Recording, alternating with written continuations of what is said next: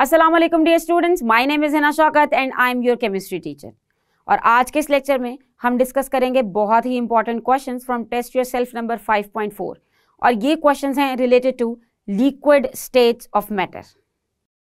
So students, as you know हम wind up कर चुके हैं ऑलमोस्ट हमारा chapter number 5 which was about physical states of matter और इसमें हमने डिस्कस की हैं सारी की सारी फिजिकल स्टेट्स जो कि थी gas state, liquid state and solid state. हमने इन सब की प्रॉपर्टीज को डिटेल में डिस्कस किया है। As you know that questions related to the gases are already been discussed in the previous lectures. So आज के इस लेक्चर में हम डिस्कस करेंगे specifically questions related to the liquid state of matter. और लिक्विड स्टेट ऑफ मैटर को हम detail में ऑलरेडी डिस्कस कर चुके हैं एंड आई होप इस लेक्चर से पहले ही लिक्विड स्टेट ऑफ मैटर से रिलेटेड सारे के सारे कॉन्सेप्ट्स आपके क्लियर हैं। और अगर वो कॉन्सेप्ट्स क्लियर नहीं थे तो इस लेक्चर के बाद जो भी कोई कमी बेशी थी वो भी पूरी होने वाली है। सो मैं आपको याद करा दूं कि in liquid state of matter we started with introduction and then we discussed some typical properties for the liquid state of matter. और वो प्रॉपर्टीज थी evaporation, vapour pressure, boiling point, freezing point, उनकी डेंसिटी और diffusion. ये सारी basic properties हम discuss कर चुके हैं और आपको एक चीज़ याद रखनी है कि इन सारी प्रॉपर्टीज की definition, explanation, examples and specially factors affecting आपको टिप्स पे याद होने चाहिए। इसमें से कोई भी property as a long question या फिर शॉर्ट क्वेश्चन पूछी जा सकती है। सो चलिए अब देखते हैं कि हमने हमारा knowledge for liquid state of matter को क्वेश्चन फॉर्म में कैसे अप्लाई करना है और कैसे लिखने हैं जवाब मुश्किल से मुश्किल और कॉन्सेप्चुअल क्वेश्चंस के। सो चलिए स्टार्ट करते हैं with our questions which are given in your test yourself number 5.4। So let's move to the first question. Question number 1 is why does evaporation increase with the increase of temperature. अब जैसे कि आप देख सकते हैं कि ये क्वेश्चन है लिक्विड स्टेट से रिलेटेड और उसमें भी इवेपोरेशन से रिलेटेड और उसमें भी इवेपोरेशन के फैक्टर से रिलेटेड। जी हाँ, पूछा ये गया है कि इवेपोरेशन क्यों बढ़ जाती है जब आप किसी चीज़ का टेम्परेचर बढ़ाते हैं। तो सिंपल हमें रिलेशनशिप बिटवीन टेम्परेचर और इवेपोरेशन को यहाँ एक्सप्लेन करना है। So evaporation increases with increase in temperature because जब भी आप अपना आंसर स्टार्ट करेंगे तो उसकी ओपनिंग लाइन बहुत ही प्रेजेंटेबल होनी चाहिए। आप कभी भी अपना आंसर बिकॉज से स्टार्ट नहीं कर सकते, it is against the English rules. आपको हमेशा एक स्टेटमेंट फॉर्म करनी होती है और फिर उस स्टेटमेंट को जस्टिफाई करने के लिए आप बिकॉज का वर्ड यूज करके अपनी जस्टिफिकेशन आगे लिखते हैं। So evaporation increases with increase in temperature because kinetic energy of the molecules increases with increase in temperature. हम जानते हैं कि जब हम टेम्परेचर इंक्रीज करते हैं मतलब we are increasing the amount of energy given to that specific liquid. और जब अमाउंट ऑफ एनर्जी जो कि हम हीट एनर्जी की फॉर्म में प्रोवाइड कर रहे हैं when it would be increased, so what will happen? That heat energy will be converted into kinetic energy. यानी कि the particles they are going to gain more kinetic energy. मतलब उनकी movement ज़्यादा होने वाली है। So kinetic energy is so high that it overcomes the intermolecular forces. और हम जानते हैं कि intermolecular forces present होती हैं between the molecules of a liquid. और यही वो फोर्सेज हैं जो कि लिक्विड के पार्टिकल्स को एक दूसरे के साथ जोड़ के रखती हैं और उसमें स्पेसेस नहीं आने देती। अब अगर इंटरमॉलिक्यूलर फोर्सेस स्ट्रॉन्ग हैं तो उन्हें ब्रेक करने के लिए उनसे ज़्यादा एनर्जी चाहिए। सो जब टेम्परेचर इंक्रीज किया जाता है तो काइनेटिक एनर्जी इंक्रीज होती है और जब काइनेटिक एनर्जी इंक्रीज होगी so it is going to overcome the intermolecular forces. और हम जानते हैं कि जब एक फोर्स ओवरकम होगी यानी कि वो ब्रेक हो रही है। सो इससे क्या होगा, मॉलिक्यूल्स विल इवेपोरेट रैपिडली।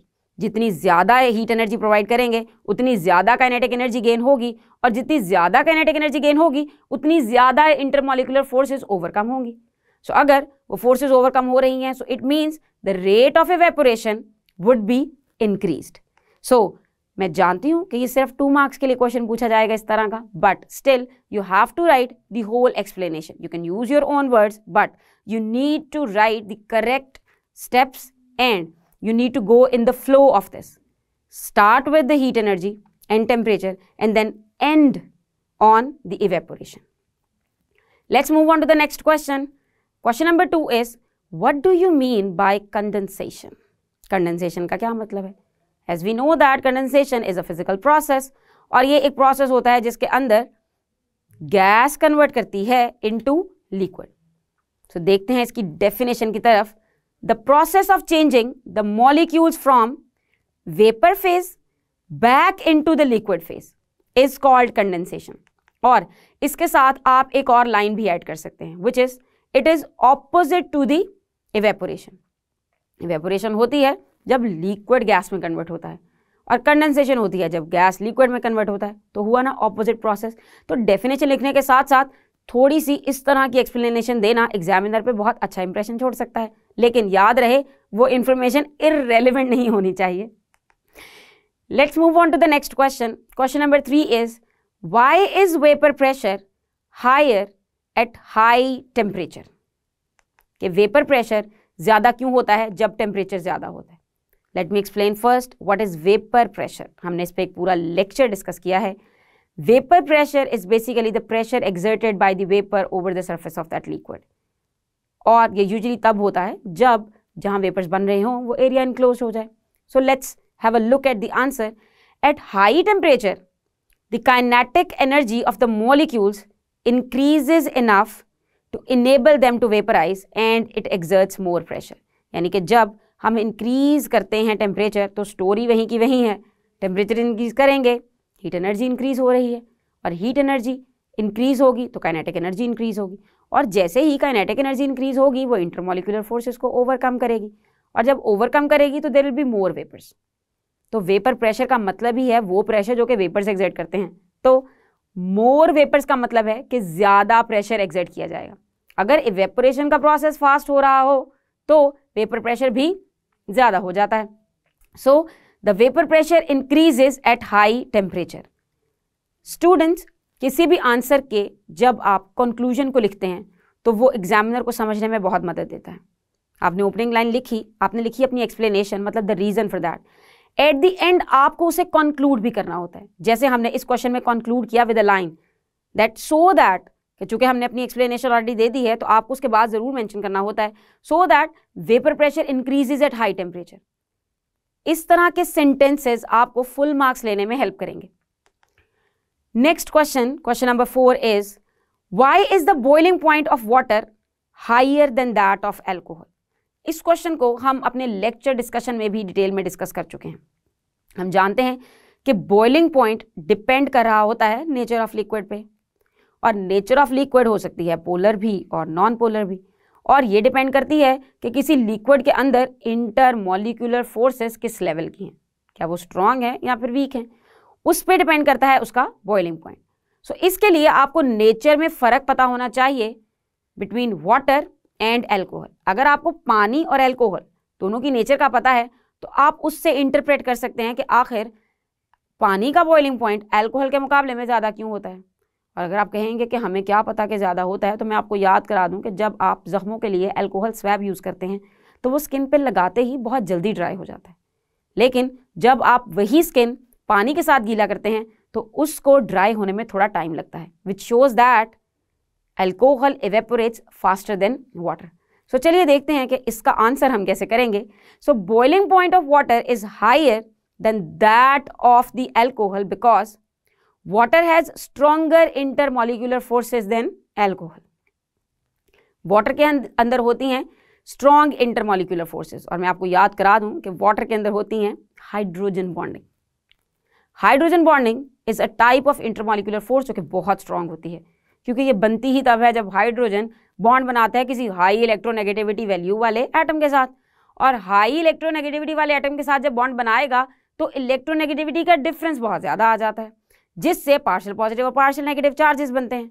और हम जानते हैं कि पॉजिटिव नेगेटिव एक दूसरे को अट्रैक्ट करते हैं and there are electrostatic forces of attraction, और इन केस ऑफ हाइड्रोजन हम उसे नाम देते हैं hydrogen bonding. So we can say that due to strong intermolecular forces water attain a level of vapor pressure equal to the external pressure relatively at high temperature। चूँकि उसकी molecular forces strong हैं तो उनको overcome करने के लिए ज़्यादा temperature चाहिए, ज़्यादा टेम्परेचर चाहिए तो मतलब उसको वेपर्स में कन्वर्ट होने के लिए ज़्यादा टेम्परेचर चाहिए, इसलिए वाटर का बॉइलिंग पॉइंट होगा एल्कोहल से हाई।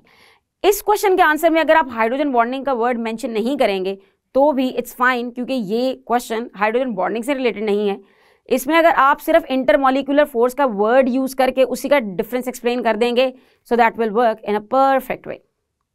तो चलते हैं हमारे नेक्स्ट क्वेश्चन की तरफ, which is question number 5। What do you mean by dynamic equilibrium? कि डायनामिक इक्विलिब्रियम क्या होता है? हम जानते हैं कि इक्विलिब्रियम दो तरह का हो सकता है, स्टैटिक भी और डायनामिक भी। डायनामिक मतलब होगा तो बैलेंस ही, लेकिन तब जब दोनों साइड के प्रोसेसेस चल रहे होंगे और उनका रेट होगा इक्वल। स्टैटिक इक्विलिब्रियम तब होता है जब दोनों चीज़ें स्टे सेम करती हैं।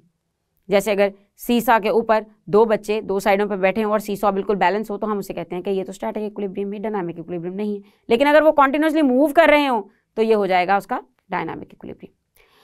सो when the rate of evaporation becomes equal to the rate of condensation, तो होगा क्या? The number of molecules evaporating becomes equal to the number of molecules condensing back into the liquid. So this state is called as dynamic equilibrium. अब ये तो हमने बात की है दो प्रोसेसेस के हवाले से जो कि थे इवेपोरेशन और कंडेंसेशन।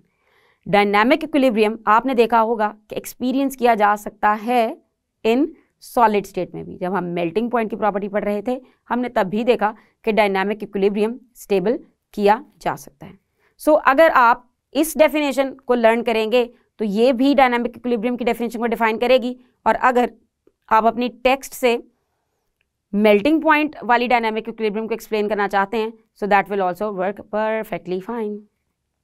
चलते हैं हमारे नेक्स्ट क्वेश्चन की तरफ, which is why are the rates of diffusion in liquids slower than that of gases? कि लिक्विड्स के अंदर डिफ्यूजन गैसेस के मुकाबले में कम क्यों होती है? तो इसके लिए हमें जाना है फ्लैशबैक में and towards our lecture diffusion. हमने डिफ्यूजन को 3 जगह पे पढ़ा है। जी हाँ, diffusion for solid state, diffusion for liquid state and diffusion for gaseous state. तीनों में हमने डिफ्यूजन को पढ़ा। सॉलिड में तो हमने सिर्फ इतना पढ़ा कि solids can not diffuse. Liquid और गैसेस में हमने डिटेल में डिस्कशन की है डिफ्यूजन की, और ये भी देखा कि कौन से फैक्टर्स हैं जो इसको अफेक्ट करते हैं।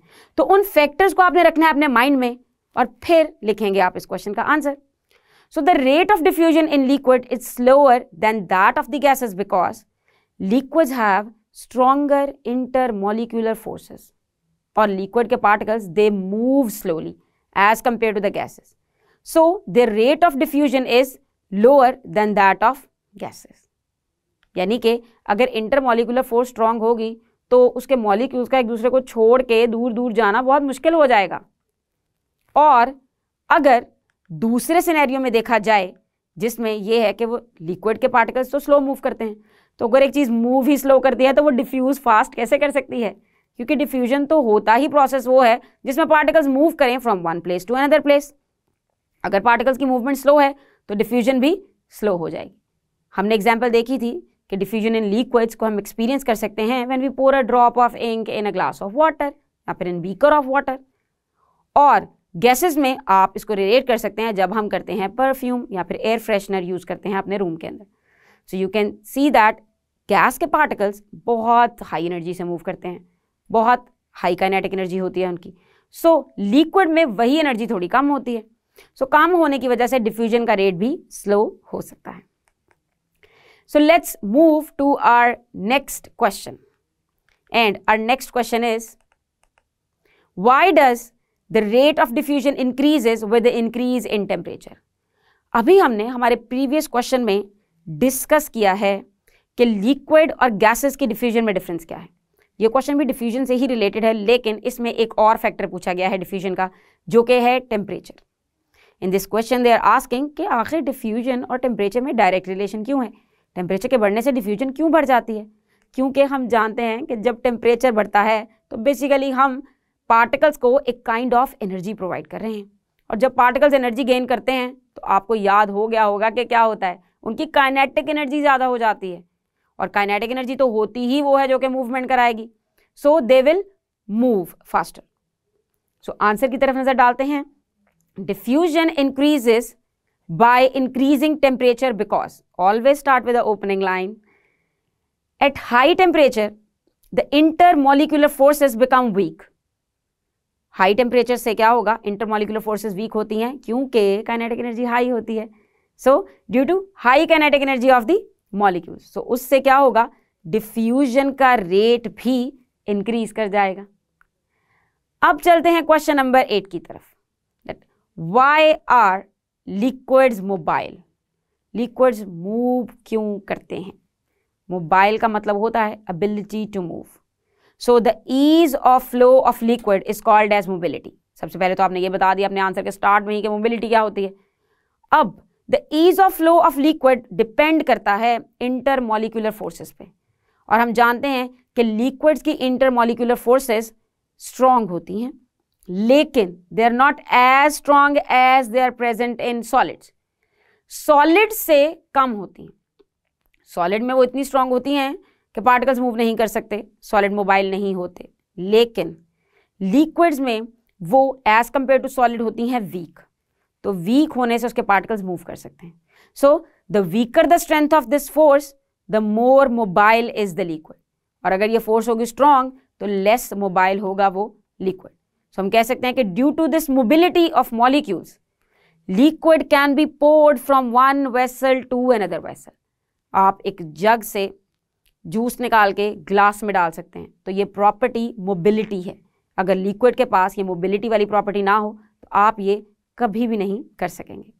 सो मुझे उम्मीद है कि लिक्विड स्टेट ऑफ मैटर से रिलेटेड अब कोई भी क्वेश्चन होगा तो आप उसका प्रॉपर वे में आंसर लिखेंगे, स्टार्टिंग विद ओपनिंग लाइन, फिर एक्सप्लेन करेंगे अपना आंसर और फिर कोशिश करेंगे कि खूबसूरत से लफ्ज़ों के साथ उसको क्लोज भी किया जाए। डायरेक्ट आंसर लिखने से हमेशा अवॉइड करेंगे।